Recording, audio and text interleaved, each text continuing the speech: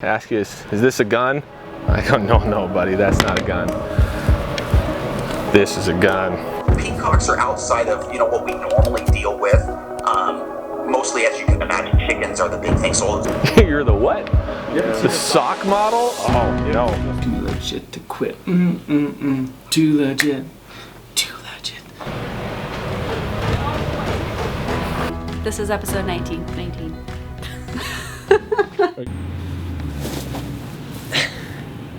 This is Ask North 40.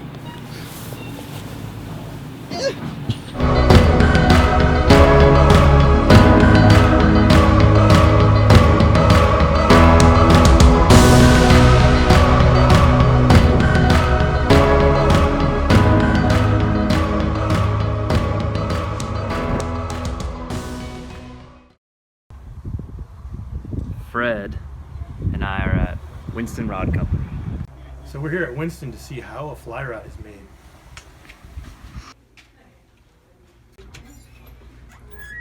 And this is inside where Winston rods are made.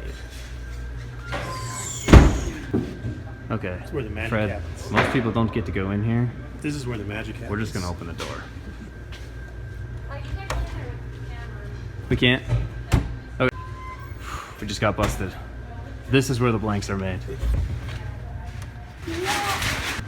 The blanks get pulled on this machine and then go over here, then they move over here to get ferruled by this guy.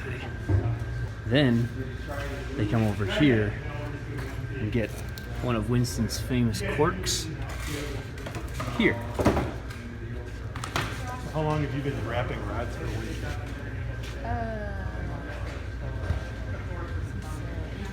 Since 1989, so 27 Wow, years? that's freaking awesome.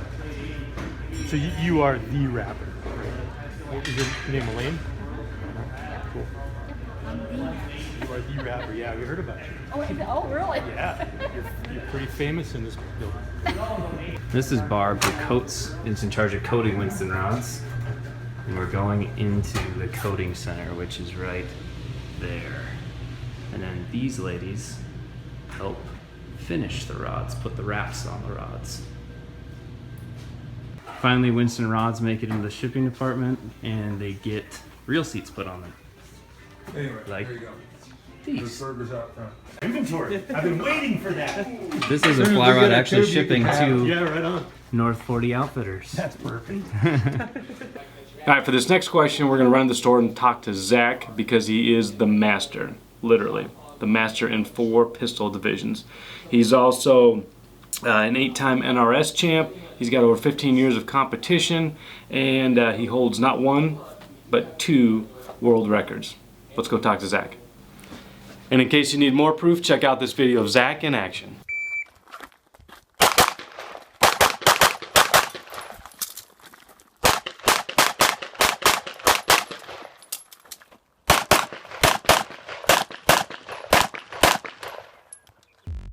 What is the best firearm for a woman to have for personal use and security? So we've been asked about what is the best choice for a firearm for a woman to carry or for a self-protection firearm. Quite a few different choices out there. It would depend on how you're going to carry it. Are you going to carry it on your person, in a pocket, in a holster, in your purse? Is it going to go in your vehicle? That dictates the size of the gun that you will be carrying, your personal skill level.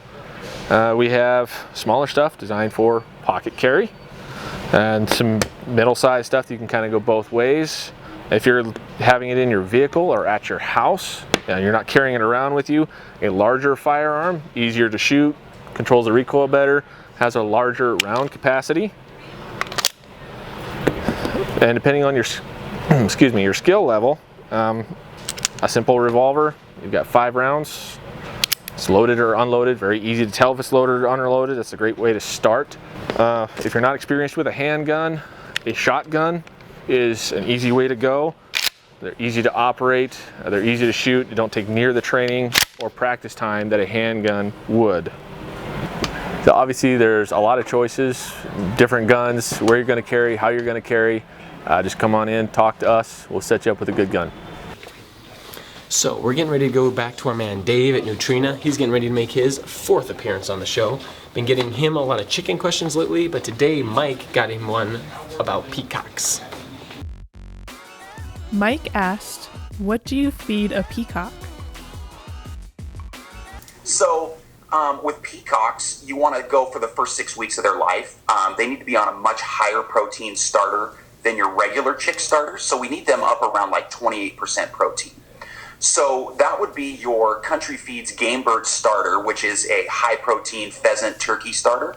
So for 6 weeks, let's get them on a high protein 28% starter. And then after that, you can then drop them down to a regular chick starter, non-medicated, which is an 18% starter, for the next about 6 to 10 weeks, basically in there. Let's just say 10 weeks on that one. And then after that, they can go to a regular game bird grower, which is available from different feed providers, but they should have a game bird grower. I know Neutrina has one in your stores. And then, of course, peacocks are different than chickens. They don't start laying eggs till a couple years into their life, 2 to 3 years old. So around 2 years old, you could, if you're keeping them for eggs or for even ornamental purposes, you can move them to a regular chicken layer feed, and they can live out on that, no problem. So big call out to Brittany. She got us an awesome lawn care question on Snapchat. She's wondering, how do you kill your weeds without killing your grass in your lawn? We headed over to Bow Night and talked to Tom because they know a lot about killing weeds and not killing grass. Brittany asked, I want to kill the weeds in my lawn, but I don't want to kill my grass. What do I use? Okay. Well, this time of year, that's the $1 million question.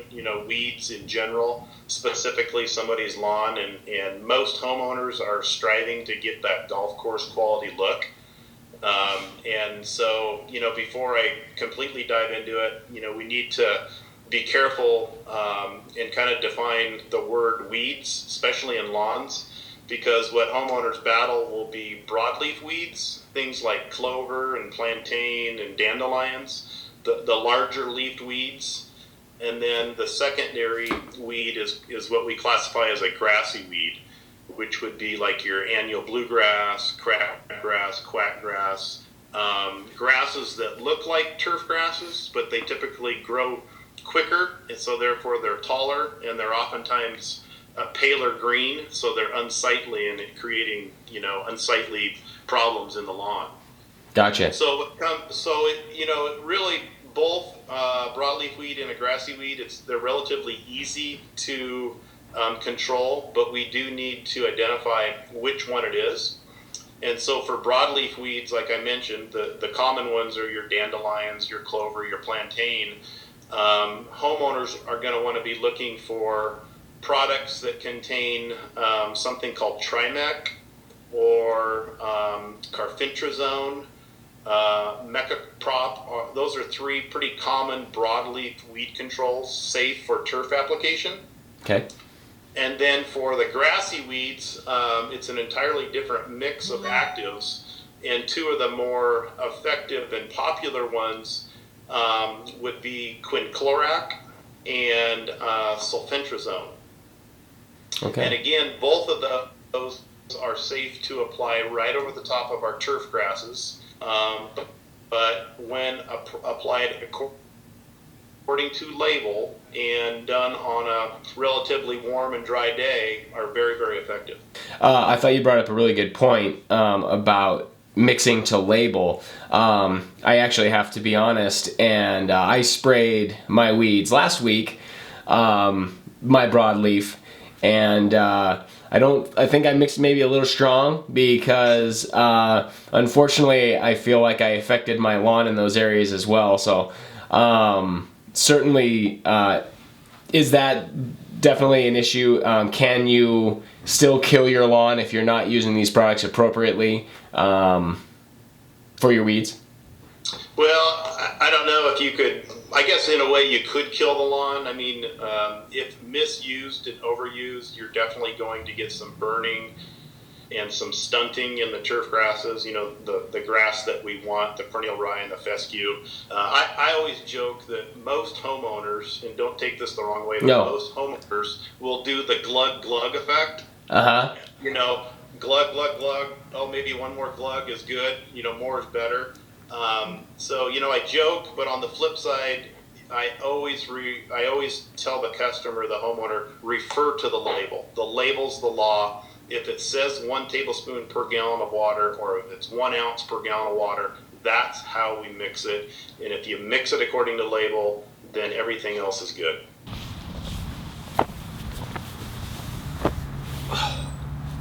And that is episode 19 of Ask North 40.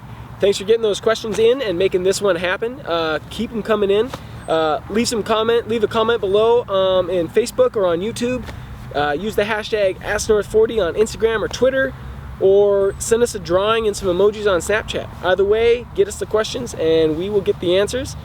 The rain has finally stopped and it is starting to clear up and get nice and really starting to feel like camping season. So hope you guys are enjoying, and we'll see you next week.